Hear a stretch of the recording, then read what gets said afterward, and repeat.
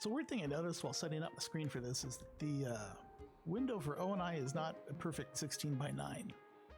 But anyway, so I posted on the Reddit forum this ugly monstrosity of spaghetti. And it is a temperature controlled fill and dump piping system. A reason why you might use it is because you might have, far off reaches of the base that you want to be able to cool without having to build, a completely new aqua tuner setup and, over there. Aqua tuner setups aren't hard, but making the vacuum and stuff like that is a pain in the butt. And also finding these nice little abyssalite formations, really hard to do. So you end up having to, use up a whole bunch of ceramic and whatever. So sometimes you might just want to run pipes everywhere. Now there are a couple of piping things that I'm going to go over in detail. That's too much. If you already know this, please play this at double speed and skip ahead some.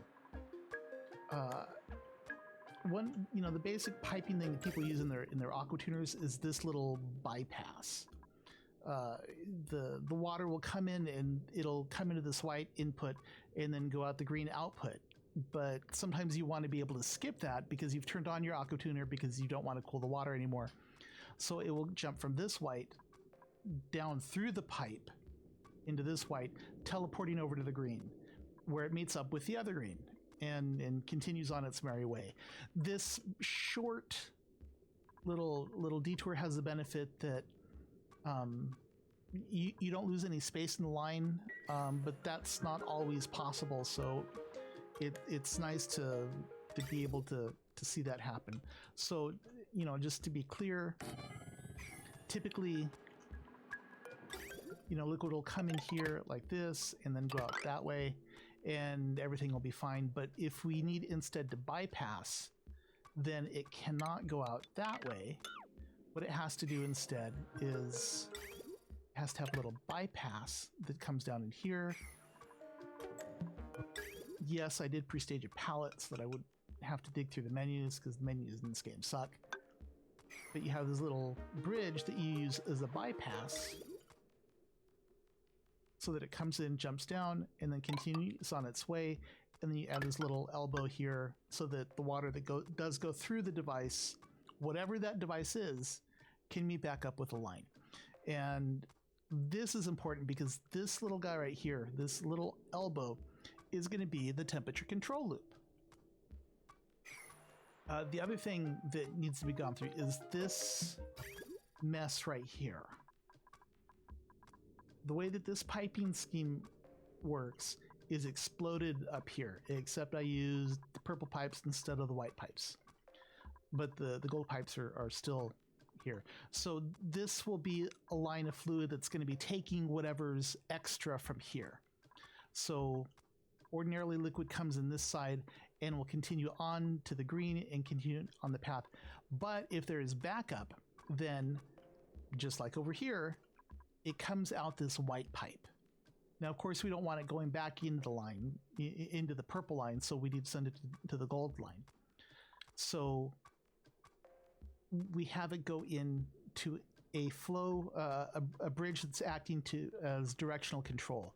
If this wasn't here, then you'd have liquid coming out this green and going back into this white, and that's not desirable. Like this, we force the liquid to go from the purple into the gold, and it comes out this white, and because you need to send it to a green, it goes into the green over here. What this loop here does is if there's nothing in here in this purple, then liquid will go through the gold just like it always does. But if liquid's coming in from the purple into the gold, the purple liquid will take priority and liquid back over here will start to back up, letting this guy take its turn. Or not take its turn, but take priority. So it will keep going until this purple line is clear, and then what's backed up will continue to flow through there. And that's the key in the piping logic that Extraordinaire on Reddit, pointed out, that acts as a second bit of information. for this system, because the first bit is going to be I need liquid. The second bit of information that's taken care of through flow control is I have too much liquid. So without further ado, we need a way to get water out of the supply line, and we're going to do that just with a shutoff.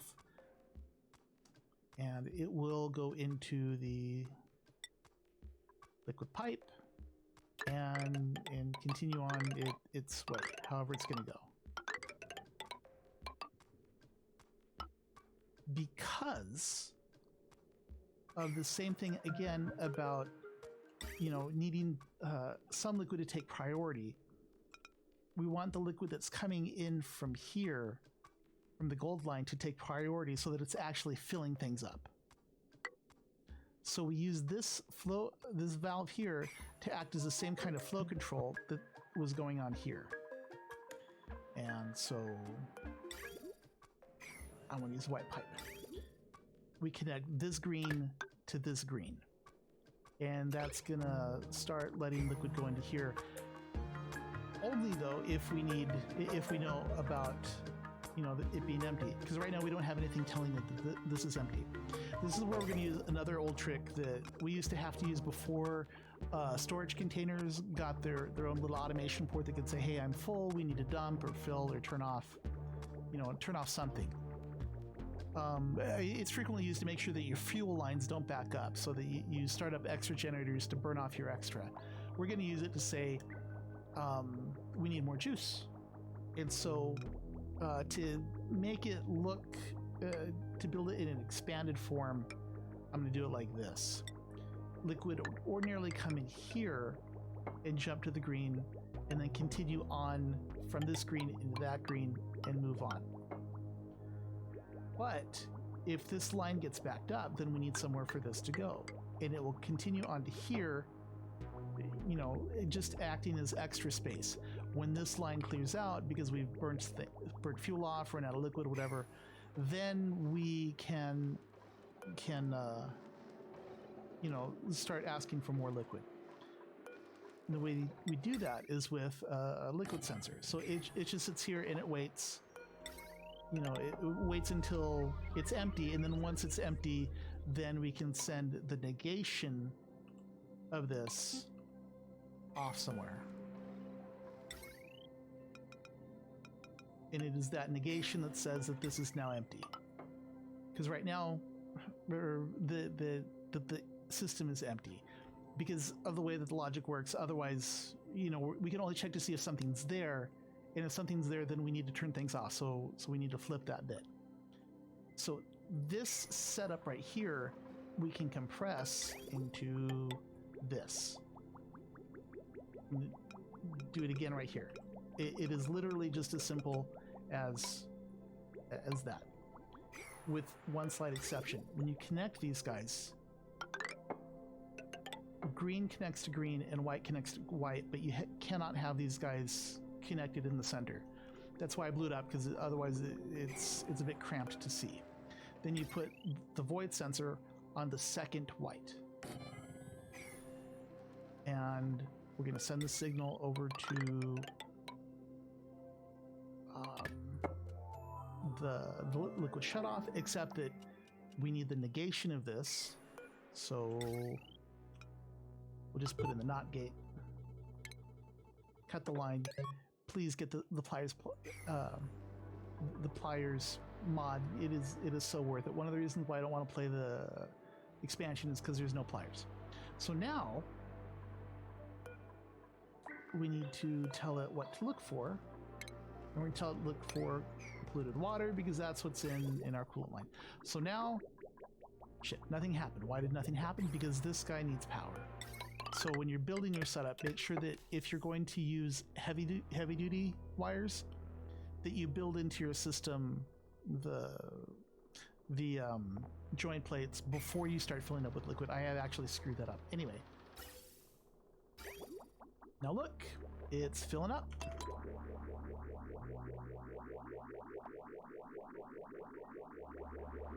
And it keeps requesting liquid. And it keeps requesting liquid until everything's all full. And I think this part right here is screwing it up. Yeah, this part screwed it up. Let's... There. See, things are screwed up because I think those guys are connected. And now it is again a case of it being too full.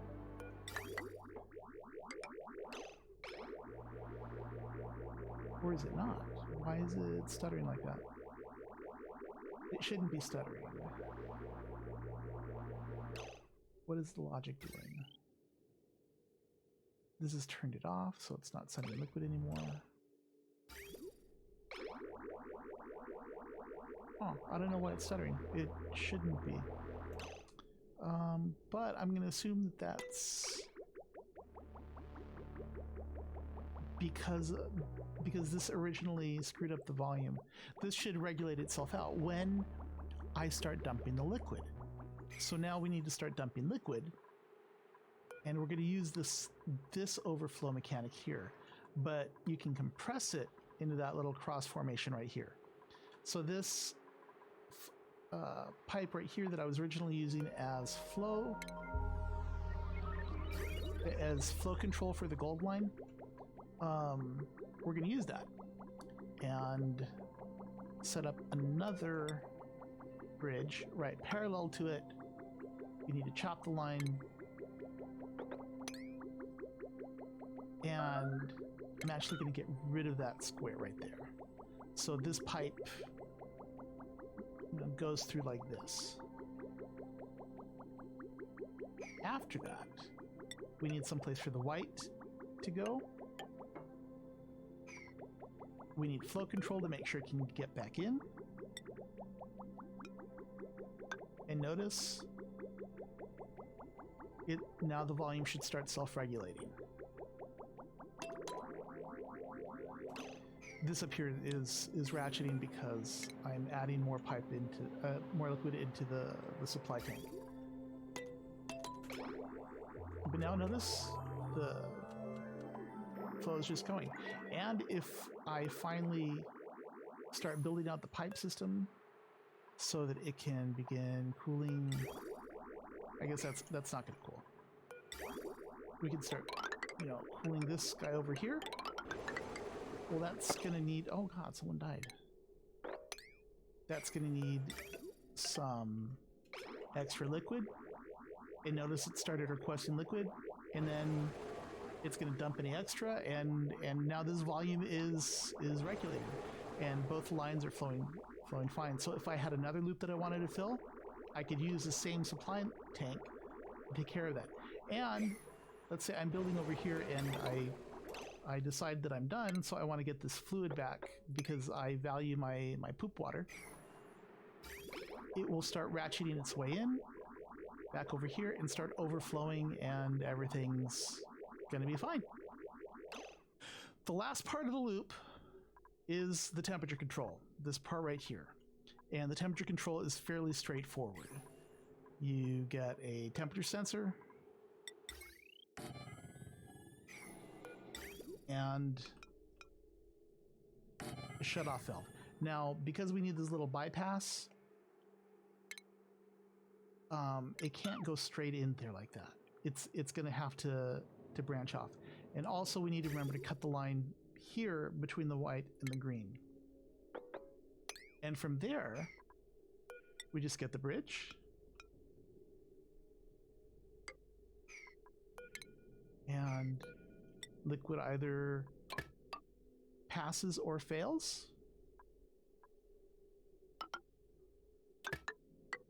And you have this situation going on here. Now, the logic on this pipe, on the temperature gauge, needs to be very clear, or it will mess up your system. The question you need to ask is this water too hot? If the water is too hot, like if it's above 280 or whatever, then, well, things are bad. In that case, well, we don't want to just do nothing with that information. What we want to do is send it off for re-education and training in another cold bath. And once it's been through that, then we let it go back into our loop. So now here,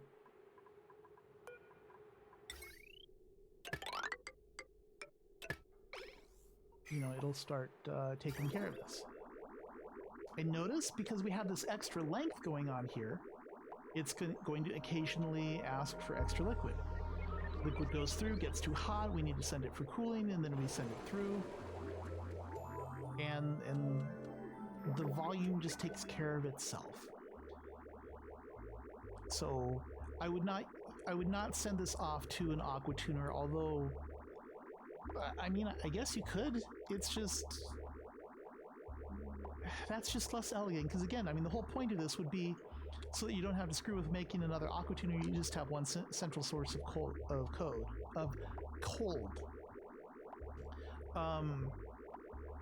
And this is helpful because you might want to have different temperatures going in and out, or what have you. I know that you can also use dismiss. You can also use you know, the door gate where, you know, you have some, you know, a mechanized door made out of steel. You know, you use this type of setup, and then you have pipes going through here. That's the wrong kind of door. That is really weird. Okay, so you use a mechanized airlock for the automation.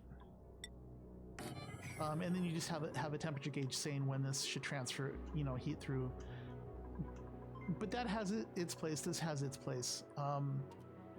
Most of this guy's place is, it was fun to come up with, and I just like this. You know, it's elegant. Things that are very important is the request filling and then the dumping line have to be in order. If they're not, then things are going to get screwed up. Also, the piping, the pipes have to be in parallel. Notice that the flow here is top down. This flow also has to be top down. If it's not, then things are going to get screwed up. You know, top down, you know, or down top, left, right, right, left. Those orientations have to be the same between them. I would just generally keep this order. You can have the temperature sensing before or after the cooling loop. But other than that, I would keep it, you know, this requester, the dumper, temperature, and then the volume detector. You could actually replace the volume detector with a liquid reservoir. That's originally how I had it. But a volume reservoir is pretty big and requires a whole bunch of space, whereas this only requires one free space because the element sensor can't be built on the thing. Anyway, this is my second time recording it. I tried to get it under 20 minutes and I barely succeeded this time. I do encourage you to watch these at double speed, though I guess I should say that much earlier. Anyway, if this was useful, you know, cool, use it.